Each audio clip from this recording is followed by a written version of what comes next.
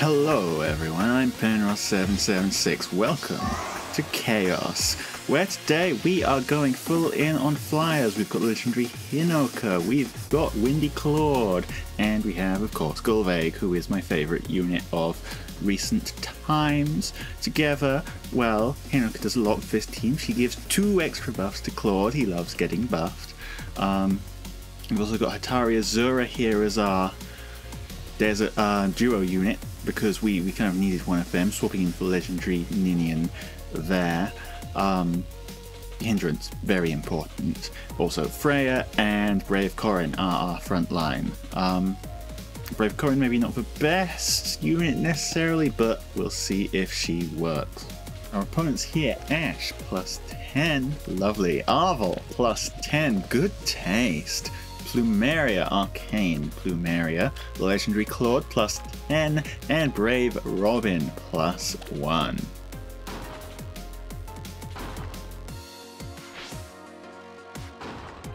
Now, starting off, looks like they want to shuffle up the right side here, but they might have just forgotten about legendary Hinoka's special effect. Granting charge to flyers means that that square that you thought was safe was very much not.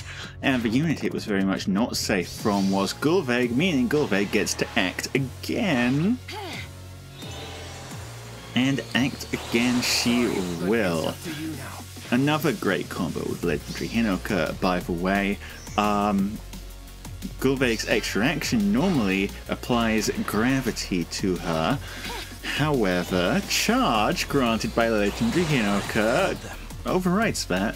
Means that she can move 3 spaces so long as it's in a straight line. So Gullveig here got 3 kills, made an awful lot of fire, and, well, caused a very quick surrender. On to our second battle.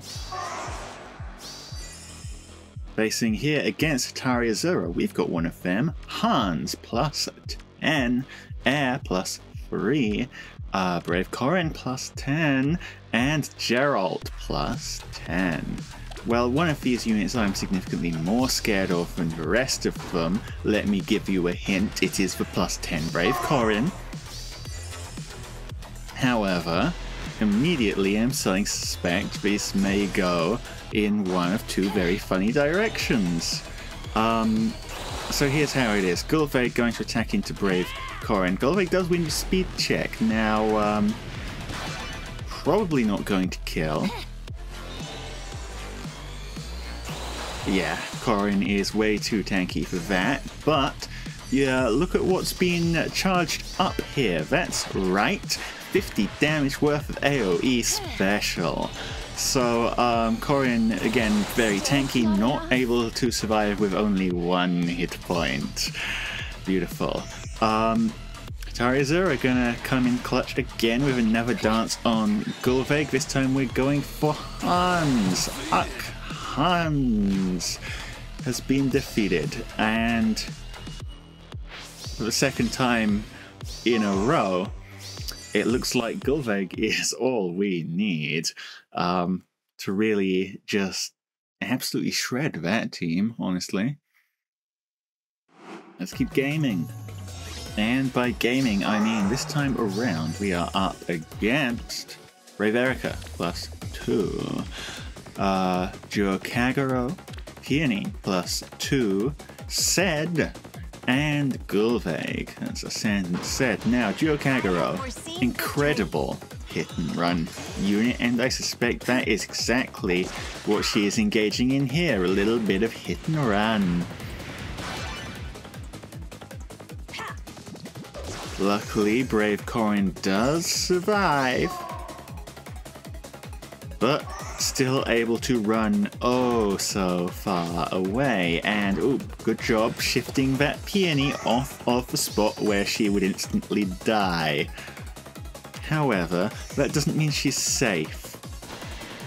The hold for Claude, getting an instant lethality here, might have been a little bit excessive considering you're already doing 95 damage without it, but well, you take what you can get. And that is that. Again, hidden run able to go very far away, but thanks to the setup we've got here, very far away might not always be far enough. Okay, we're getting through these things pretty dang quickly, aren't we? Next up, it is Shares. Legendary Shares. Brave Crom +5. Legendary Hinoka, Haith, and Legendary Alia, who is, of course, paired with Shares. Legendary Hinoka gonna go in. Brave Corrin, as usual, very tanky. However, when it comes to eating a dead eye, yeah. Okay. Okay, it was nice. It was nice seeing you. A pleasure to meet you. Do come back.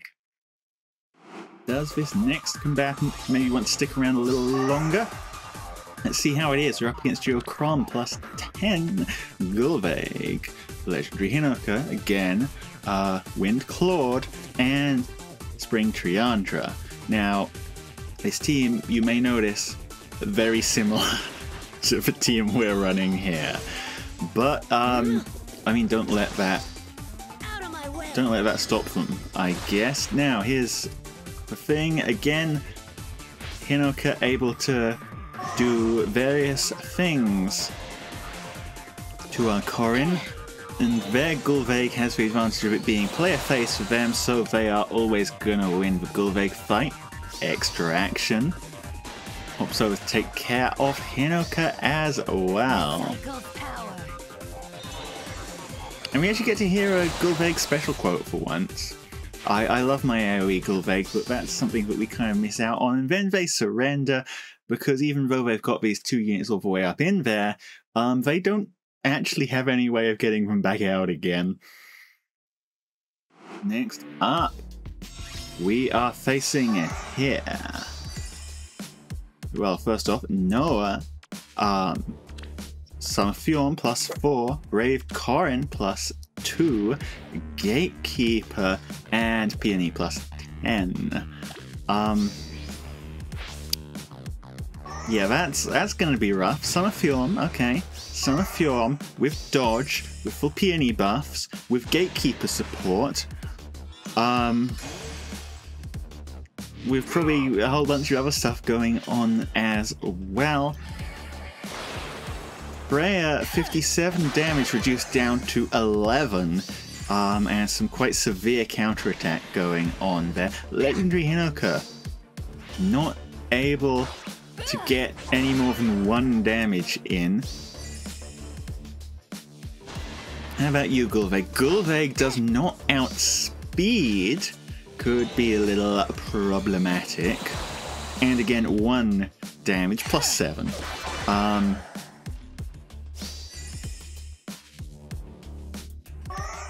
Claude goes into Brave Corrin, who again, he does not outspeed.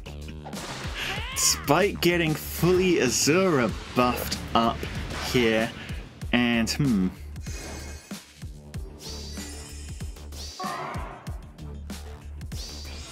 yeah, we may have a slight little problem here.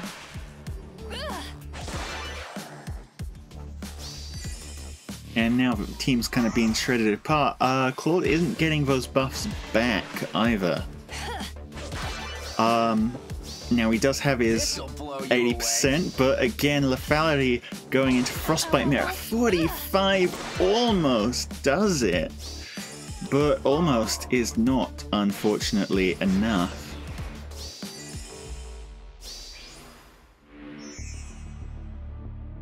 Okay, Brave Corrin, you've got this, Brave Corrin. Go for it, Brave Corrin. Minus 22 speed, by the way. Normal things going on here.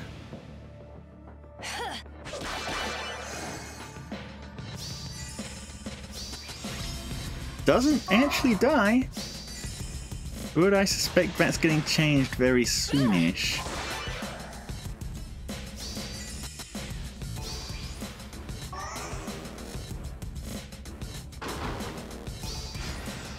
And choosing to leave Noah in range. Oh, I thought they were using Noah to tank to get pots, but no, it looks like they do not care about the pots. They care not about the pots. They are just getting the kill and finishing off the map. Well, that son of Fjorm was way too freaking fast, honestly. Slow the frick down. And with all those buffs on her, with all that speed-based damage reduction, we weren't getting through that, I guess. We almost got through it, but we didn't. A couple more matches to round things out. This one's a rematch, actually. We're up against, hey, +7. Fallen Maria, of course. Ninja Camilla, +10. Could be a little spicy. Legendary Robin, +2. And Duo Askr, +2. And, well, for their first act, they're just putting Ninja Camilla all the way right on up there. Here's a secret, I put Hardy Bearing on this guy for a reason. And, oh, are you freaking kidding me? No, actually, you're not kidding me. Good. Thank you, 80% damage reduction.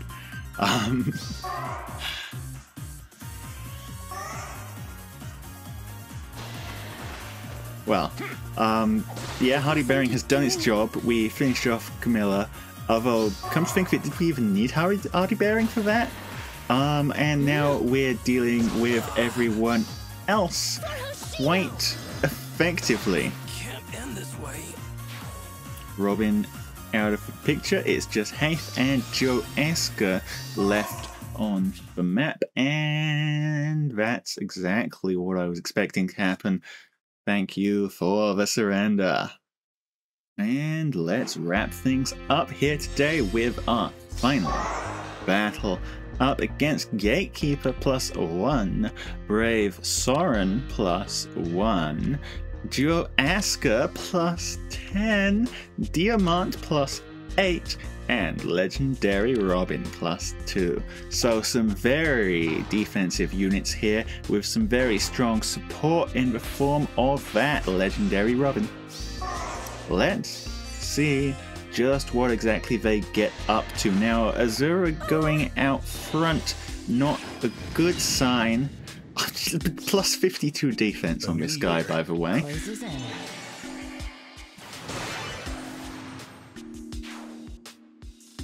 Although that being said, it may just be down to the fact that we are using Gatekeeper here to prevent charge from letting us overlap the way we really want to. All according to plan. Big Ruptured Sky, gonna blast our Corrin for 16! Dragon Veins, baby. Big damage in return, not quite enough to finish off the Legendary Robin, but pretty chunky, and the second Ruptured Sky does finish us off because apparently that trick only works once. Easy now. Using Duo Askr now to refresh everyone's specials. Diamant going for Gullveig. Watch over me, father. That's gonna do it. Sending Gatekeeper up. And Duo Askr, that is 4 damage. Let's see what number 4 can turn into. Closes in. Not quite as big as I was scared of, so Freya still alive going into our second turn here. Also still alive, Claude, say hi to Lethality for me. Hello.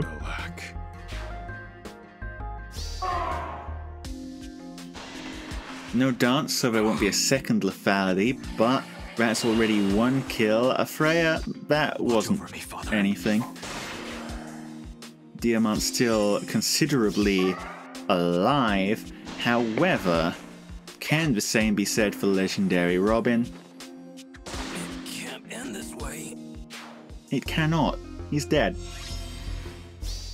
Okay, now Diamant could probably take Wind Tribe Claude, but deciding not to go for that in the end and surrendering instead after those unit losses.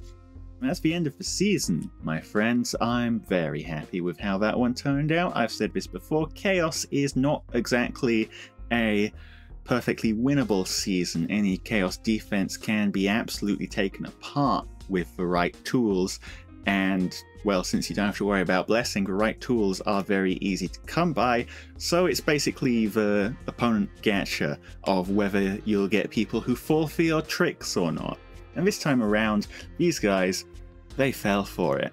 Anyway, thanks all for watching. I've been Penros776. See you all next time. Penros out.